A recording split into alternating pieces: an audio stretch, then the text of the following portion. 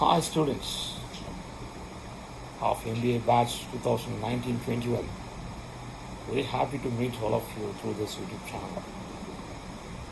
However, the in-person contact is just remaining possible. God has given us an opportunity to both you and me to meet through this YouTube channel. So let me thank God for having given this opportunity to me to share my viewpoints, particularly on the topic called parametric and non-parametric test. With regard to the parametric and non-parametric test, the foremost thing what is required in the test is proving the statement. As we had already discussed so many times inside the class, what are the sweeping statements and what are all research statements? Sweeping statement is just a fanciful notion which may or may not real. It's a vague notion. Somebody's opinion, somebody's thoughts, it's somebody's expression. 99.99% which are not correct.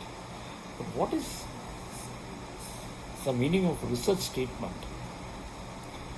It's all about proving the idea, proving the notion with the facts and figures. That's what research idea. We had seen in the class, so there is a traffic congestion in Bangalore roads. When somebody says that, we have all agreed that is a vague and fanciful notion, because all Bangalore roads are not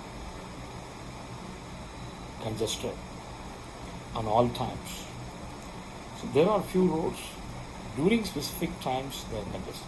So we are finding it and proving the test. So the test is required only to prove the notion or prove the vague statement. So just converting the qualitative thing to the quantitative thing will require the test. Fine. This test will enable us to convert any kind of qualitative matters into quantitative matter.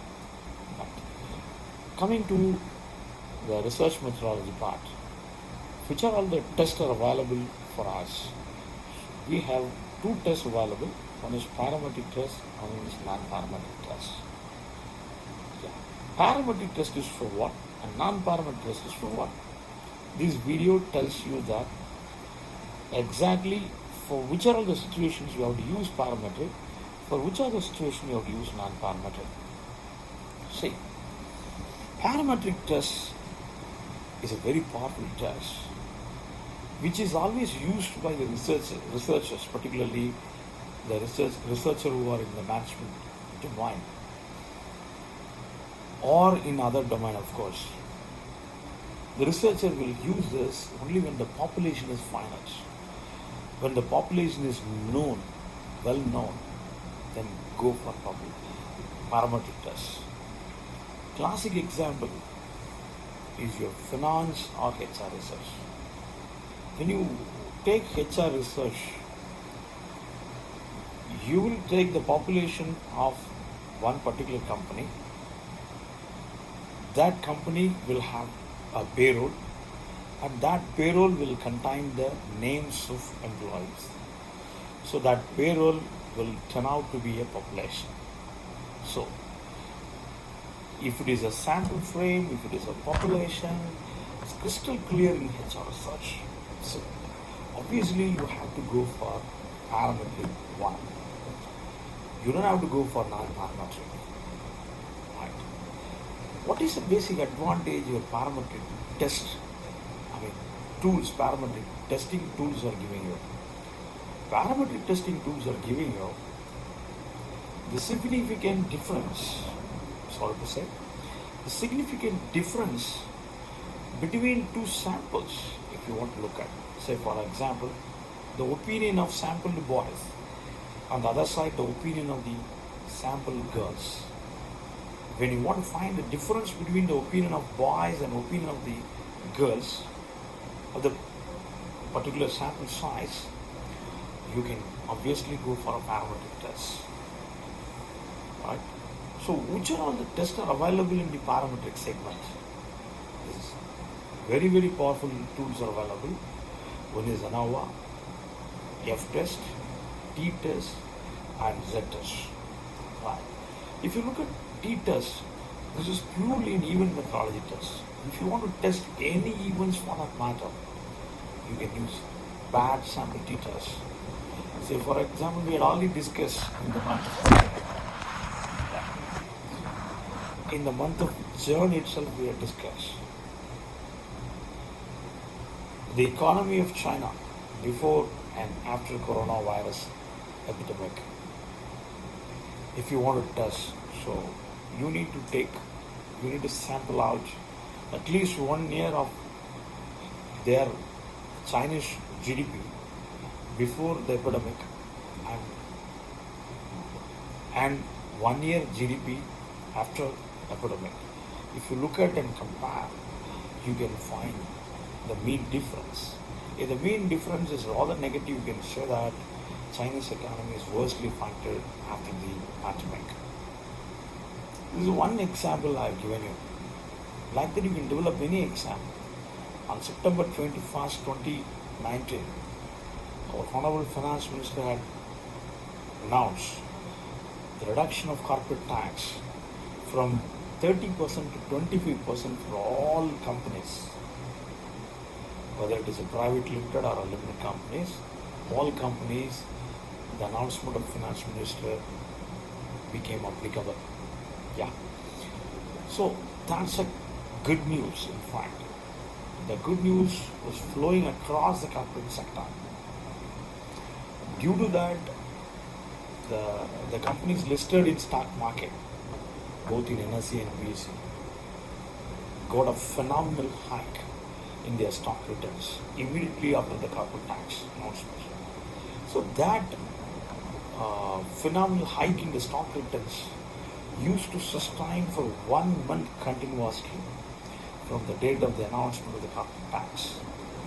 So before announcing corporate tax, how was the stock return? Then how is the stock return after announcing the corporate tax?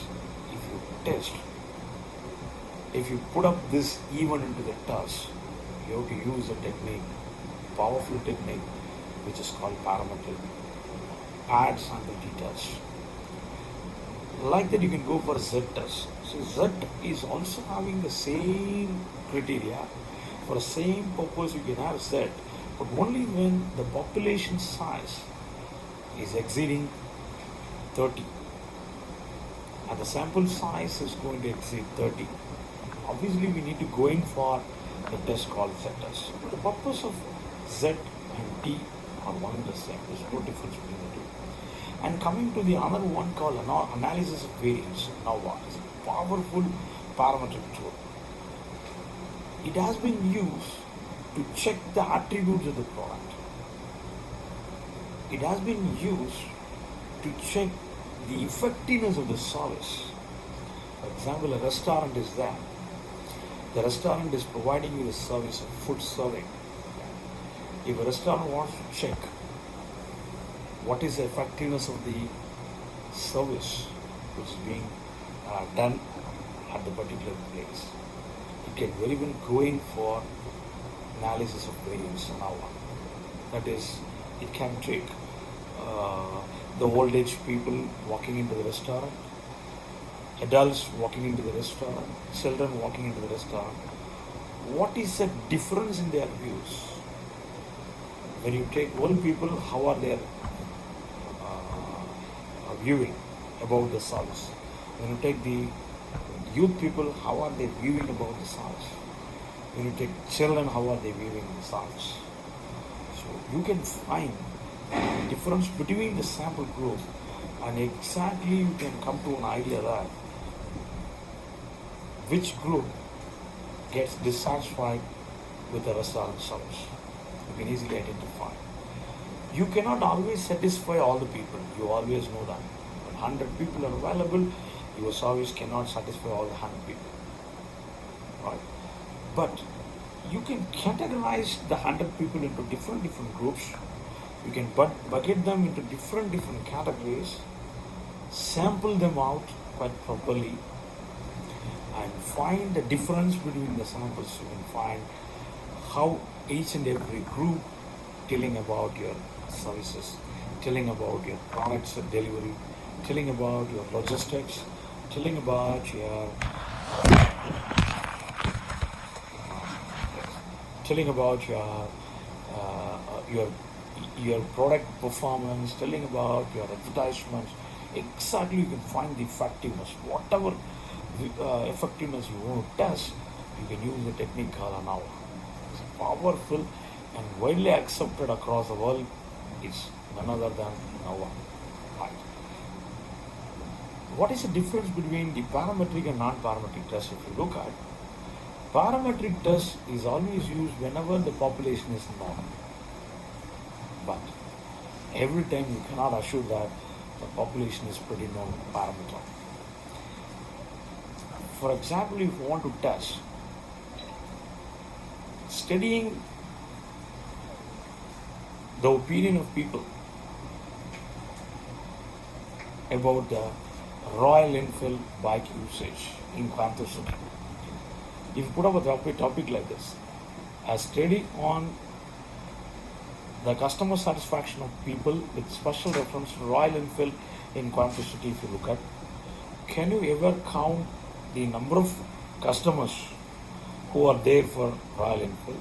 How many people are using across the Coimbatore district? Can you count? Obviously not.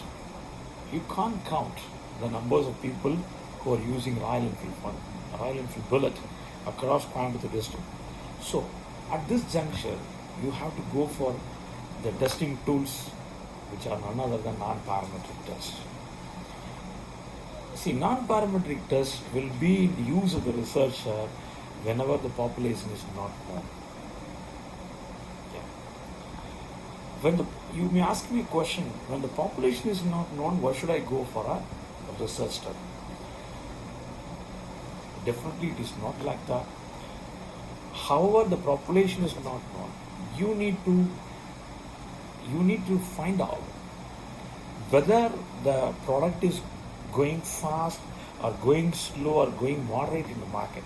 You have to find out as a market researcher. Whether you know population or not, you need to find out how many customers across the place have got satisfied due to the usage of the product. You want to know that. Otherwise, you will be a blind marketer. Without knowing the customer's viewpoint, if you want to push off your sale, you'll be a blind marketer and you will be skating on thin ice. Your selling process will become a skating on thin ice. Any time it might fall out. So you have to face the casualty in sale at any point of time. So, however, the population is not a known parameter. A particular sales showroom or an outlet has to be in the know of finding the rough satisfaction of people, the rough calculation about the satisfaction of people, the rough calculation about the attributes, about the opinion of people on the attributes of the product. You have to know that. Whether the population is known or not, you have to know this. Only then you can push off the product as and when customer needs it. You can exactly stop it by which time when customer does not need it. So you have to keep track when customer wants it, when customer does not want it. You have to keep track. For this non-parametric test also should be used by the researcher. Which are all non-parametric tests? Is obviously Kruskal Wallace and Van Wheatley or non-parametric tests. And this non-parametric test should be used only when your scale is nominal scale or of course ordinal scale. Suppose you have a scale in the questionnaire, whether you like this product or not. It's a simple question you put up in the questionnaire and your answer are only two, yes or no. So the respondent has been given a choice to click either yes or no. It's purely a nominal scale. When you use this nominal scale, you can use non-parametric to find out how many respondents are given yes and how many respondents are given no. So for this nominal scale, this non-parametric test is pretty suitable. You can always use this. Then the other one, the ordinal scale. Yeah. When you are in need of finding the most preferred attributes of a particular product, of a particular customer. One customer may prefer the size which is pretty beautiful, he may feel. The other customer, he may feel that. Other customers located in the same area, he may feel that the color of the particular product is good. The third customer located in the same area may give their opinion that only the price he likes most. The fourth person, he may tell that the taste which is being available in that particular product is what matters. I go buy this product only because of the taste. The fourth customer may say like that. Fifth customer may say that the availability. I don't have any other products available without any other option. I go buy. So fifth customer may say like that. So there are varieties of opinion on the defined attributes. Attributes are defined: availability, design, price, color, and package, taste, design. The attributes are same for all products. No matter whether you manufacture 100 or 200 or 1000 and so on, the attributes are same. But the opinion on the attributes from the customer side are different. When customer gives one attribute is good, other customer says the other attribute is only good. This attribute is not good. So to test the varieties of the opinion of people, you have to go by the ordinal scale. So even for the ordinal scale, you can still go in for non-parametric test. So the non-parametric test is also a foolproof technique you can use, particularly by the market researcher. The man who does his research in the marketing space, he can use it as a powerful technique for what of knowing the effectiveness in the advertisement, effectiveness in the brand, effectiveness in the quality of service, effectiveness of the delivery of the product, whatever it is, we can use. Right. So both parametric and non-parametric could not be discounted at any cost. However, the non-parametric test is also available as an alternative. Non-parametric test, the parametric test is superior than non-parametric by all means, because in the parametric test only the population is known. It can exact the population, like exhaust the population, and it will go to the end of the research limit. The parametric test alone can go into the end of the research limit. It can tap into the opinion of all customers who are available in the market space, who are available in the particular region, who are available in the particular company. So the parametric test should be used. All said and done, it's a vibrant test. You can use it and get to know. And this parametric test will be applicable not only in marketing, but also in finance, HR, logistics, whichever domain you want, you can use this parametric test. So, as a student of business research, I always recommend you to go for more parametric testing tools rather than non-parametric testing tools. with this, I complete my speech. And the whole PowerPoint details about parametric testing techniques, non-parametric testing techniques will be uploaded to you on Google Classroom. Till then, thank you.